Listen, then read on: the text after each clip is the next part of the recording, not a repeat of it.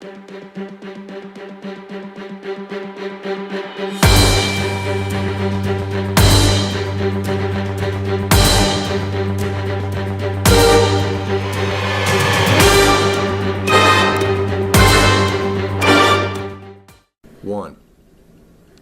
Hello. Welcome to River Talk. My name is Emily Legel, and today my co-hosts are Jon Schluns and Aaron Henry. Today we are going to be talking about dress codes. So much of the past year has been focusing on dress codes, like a girl getting kicked out of class or prom because she's not wearing much of it. And yes, as much of what the school deems appropriate. So today we're going to talk about school dress codes that we've had experience with, dress codes we see, and what we think should be done about it. Well, I went to a private Catholic school, and we had a relatively strict dress code. It wasn't the worst, but it could have been a little more liberal.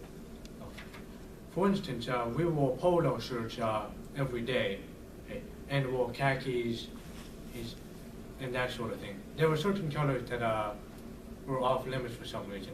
No one knew why. You couldn't wear brown. It was basically white, blue, and a few other colors. Oh, gold, I think. Aaron, you went to public school. Yes, I went to a public school in Clinton, Iowa, Clinton High School. Basically, it was anything goes except for you couldn't wear like your profanity type shirts or your alcohol, but you could wear basically anything, including definitely you could wear pajamas. But you know, it was overall, it's whatever fits comfortable to you, in my opinion. And I was homeschooled, obviously, so we didn't have much of a dress code. But I also did one semester at West Carroll High School across the river, and basically their rules are like, in general, no hats, no shirts must cover shirts must cover the shoulders, no holes above the knees, stuff like that. In my opinion, I think what the public school should go to is like kind of go to like a type of private Catholic type look, but you can like wear jeans with like no holes in them, wear like looking nice and like professional in school.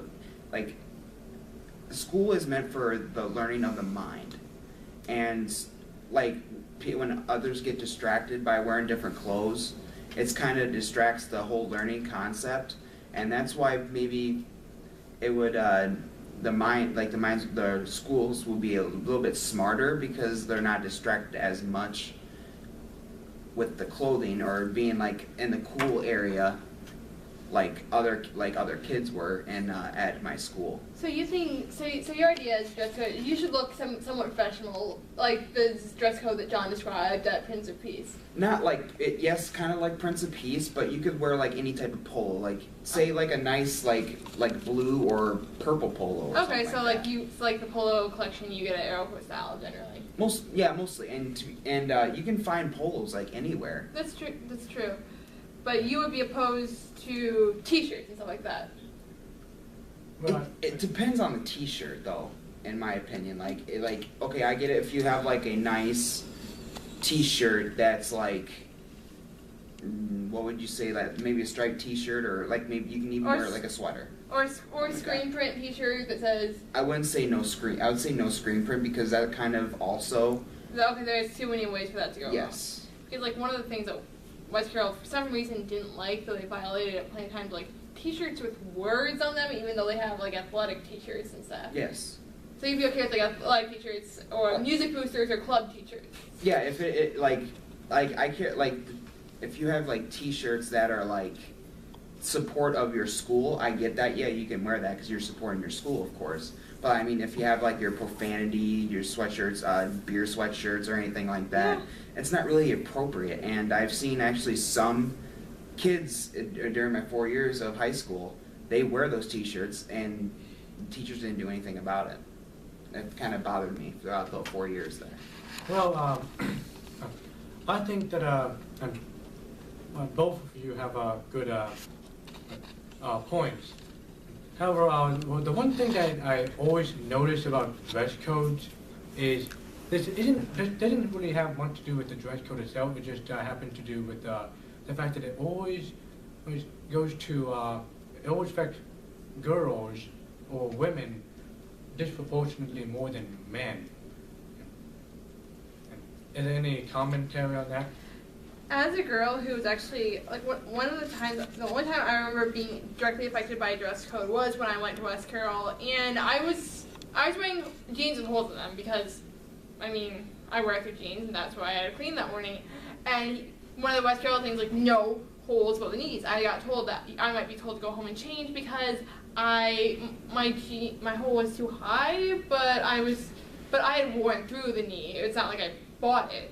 I think the way dress codes disproportionately affect girls is one of the reasons I don't necessarily support dress codes, because a lot of the shirts say, clothes say, like, okay, and the shorts must be mid-thigh length or longer, no cleavage, they must cover the shoulders. Well, if you go to a women's fashion store, like, or even Target or Walmart, it's very hard to find skirts and shorts that are the proper length. I mean, either you're forced to sweat in the summer like crazy because you're wearing jeans, or you basically have no options. And the fact that girls need to dress a certain way to distract from to keep males focused on their schoolwork is very sexist, because you are telling the girl that what she's wearing is way more important to you as a teacher than what is actually going on in her mind. And that's why, unless it's going to be a standardized dress code like what Aaron said about jeans or khakis, and then a standardized polo or athletic t-shirt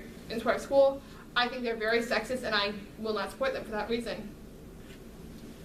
Well, I think there is a purpose for that, and men are usually more easily distracted by how to say this. More genetics. Yeah, it's just biology. It's how men are. However, I do think that they kind of need to ease off. Another thing is a cultural thing, is that the fashion nowadays are simply more revealing.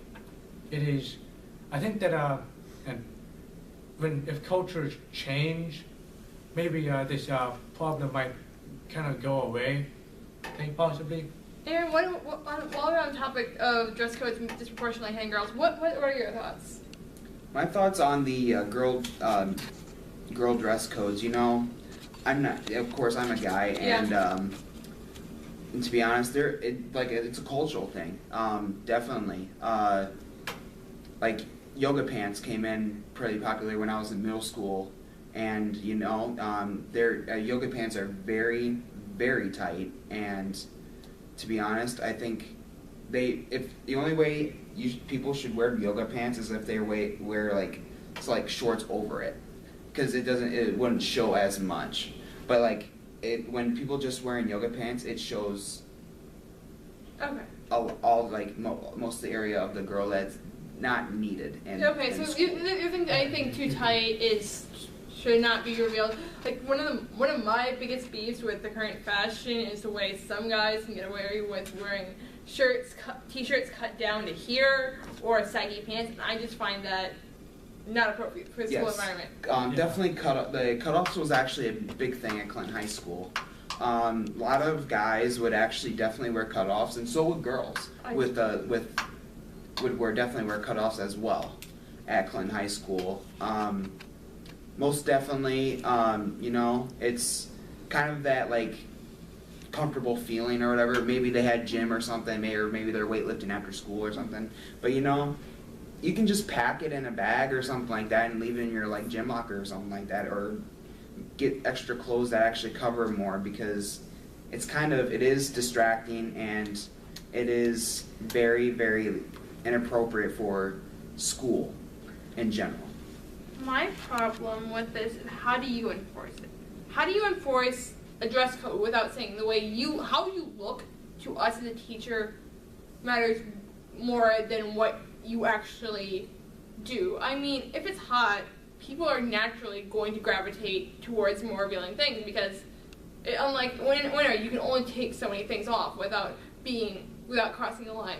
And while I agree with you on yoga pants, there are so many other things that girls can wear. I don't wear yoga pants. I mean, the tightest thing I wear is when I go to a ballet class, which I do every Wednesday night. I don't think it's a school's necessarily their place to judge. I mean, different people have different standards for dressing. Personally, unless I'm really running late, I prefer to wear a more professional standard dress because I want to look a certain way. But when you have different schools with different policies, I've heard of one student getting all the way to 7th period and then being told to change. Or at a prom, a girl is told she can't show any cleavage at all. Or her skirt is not quite long enough. It's more to do with our I think the problem is that our standards are more to deal with girls' sexuality than it is to do with what is important about school. Like Aaron said, it's for the mind. If you are going to have a dress code, make it equal. You can't say, okay, you must all wear mid-thigh length shorts because you can't find it. That's sexist in a way because it's very hard to find any shorts because of the way our fashion is so sexist. It's just schools. I think you can't enforce it well enough without sending the wrong message. People are going to rebel. Yeah. Can I throw a question in here? What about the class issue? So it's very easy to see when students choose whatever clothes they want to wear to school, it's very easy to see who has a lot of money and who doesn't based on what people wear. So one argument for the school uniform is it makes students feel a little more equal in terms of income. What do you guys think about that argument? Well, since I went to a Catholic school, I will admit that most people were either middle class or upper middle class as people anyway, so class wasn't really a big deal. Mm-hmm. You're paying it was a kind of expensive school. Mm-hmm. I give you that. Were there some students on scholarship though? Some students were on scholarships. I'm just saying, and the majority were probably one of the upper middle class range. Not all of them. So let me ask you this though: regardless of income, everyone wore the same uniform. Yeah, it never came up. Did students find other ways to distinguish themselves, even though they're wearing a uniform? Do they find other ways to express themselves, even though they're forced to be? No. Unless you're trying to out-religiousize someone, out-holy someone, which was actually kind of common. Yeah. And we had a lot of religious people. Sure. I have no problem with dress codes as long as they're uniform. Like, okay, and to avoid class issues, the school provides them for the students who are on scholarship, on free lunches. I mean, if you're going to say, okay, everyone's going to wear khaki pants and a standardized polo, that's okay because it's not sexist.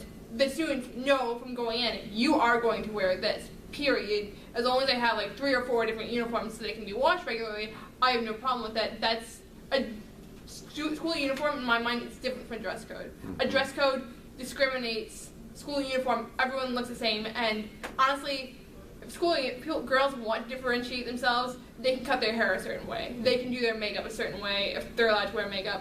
They can bring certain bags, and that way the focus is on the learning. But to acknowledge that we are in a less well-to-do community overall, schools should be willing to provide these uniforms and have a decent standard. Like, okay, everyone's going to look the same way. People will be able to choose an option that looks good on them. Like, instead of giving someone, okay, they are going to be sized appropriately, so the polo is not overly tight or overly loose. Another thing with a dress code, this is a personal experience that I had, and it's more about someone else, actually. Every time that a girl was a little out of didn't adhere to it slightly as well as they should have. Let's say, okay, in order to go to school, the dress code, you say that it can't be any shorter than your fingertips. Yeah. For girls, that was a common thing to happen. some girls, their fingertips were just simply too long. Yeah, I mean, people Well, have for different guys, arms. one time I came to school, think it was a little shorter. No one said a word about me. While if it was a girl,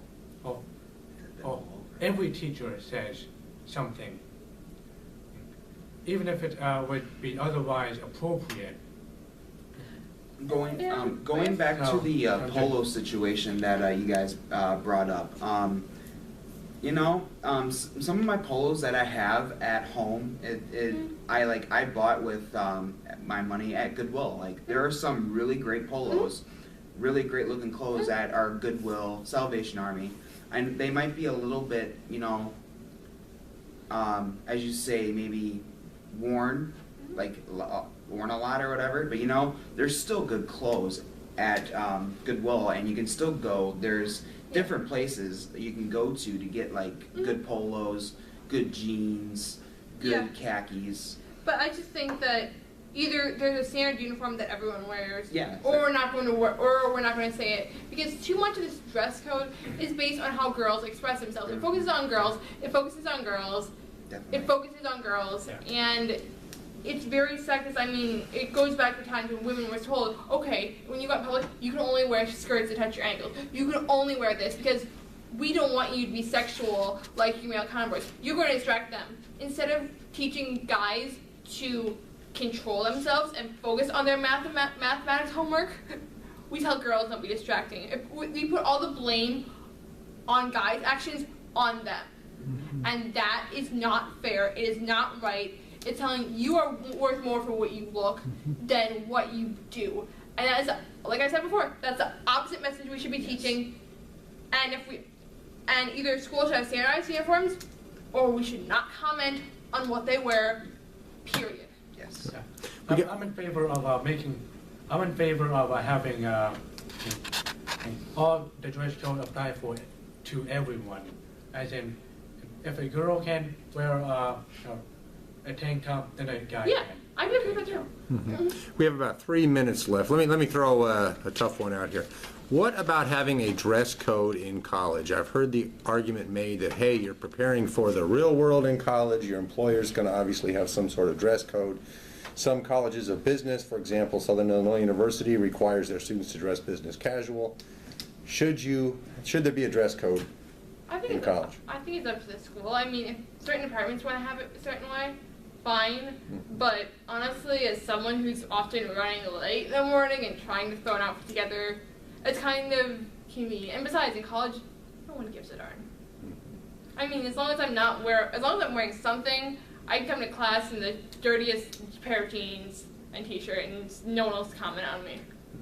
The thing is about college that people think that for a dress code would kind of be I don't know how would you say, but you guys we're adults here in college, and if you get to choose. It's not your mommy or daddy dressing you up in the mornings anymore. You guys are adults. Dress for success, or dress what you want people to look at. And besides, many of us are already working, so we already know what it's like to Tell you what, John, can you comment on that in about 30 seconds? Oh, yeah. I think by the time we're in college, you're an adult when you're in college. Even when you're in high school, you might as well be an adult. At least for the seniors and juniors. Okay. And you assume that when you go from college to the world of work, you're just going to get that, okay, now I'm in the world of work and I have to follow the rules. I don't need to be taught that in I college. mean, most of us already understand that. Okay. Yeah, I've understood that since high school. I've understood that since every time. Very good. Well, listen, we have 1 minute left. Is there something you'd like to say to wrap up? Okay, thank you for bearing with us for these first 4 episodes of River Talk. I regretfully inform you that this is our last podcast of 2014. Finals are this week, but we will be restarting in either the last week of January or the first week of February. Again, if you have any questions, you can email me. My email's in the description. We'll try to get some bios posted. We are always interested in finding new panelists or having people come watch. Kudos to Adrian Baker for coming today and encouraging us with smiles and nods or shaking his head when he can't. So on behalf of everyone here, Steve, John, Aaron, and Ryan and Justin who are unable to make it today, thank you for watching, and we'll see you in the spring.